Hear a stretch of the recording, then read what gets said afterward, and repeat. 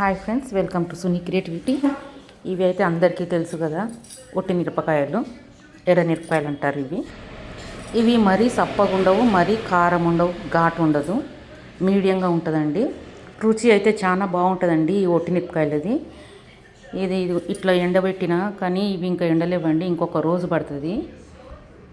ఇట్లా సుంచితే కొంచెం ఇరగట్లేవు, ఇంకా కొంచెం టైం పడుతుంది, ఇంకొక రోజు పడతట్టుంది.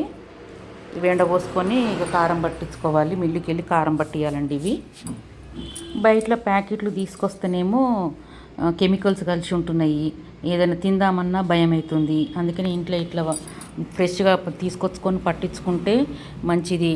ఎందుకంటే పాపం తెలియని వాళ్ళు ఉంటారు కదా, వాళ్ళ కోసం చెప్తున్నానండి. తెలిసిన వాళ్ళు అయితే ఇక మనకు అందరికీ తెలుసు. ఇప్పుడు జనరేషన్ ఏంటంటే అందరూ కొనుక్కొచ్చుకొని తింటారు, కానీ ఇప్పుడు అంతా ప్రతి ఒక్క దాంట్లో ఫుడ్లో కూడా అన్నిట్లా కల్తీ వస్తున్నాయి. అందుకనే చెప్తున్నా, కొన్న కారం కంటే ఈ కారం మంచిదండి.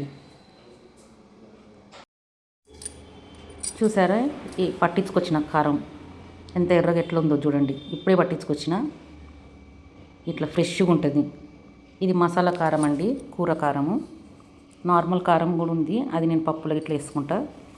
ఇది ఏంటంటే కొంచెం మసాలాలు కలుపుకుంటా ఇది కూరకు. అందుకనే మీరు కూడా ఇలాగనే పట్టించుకోండి, హెల్త్ బాగుంటుంది.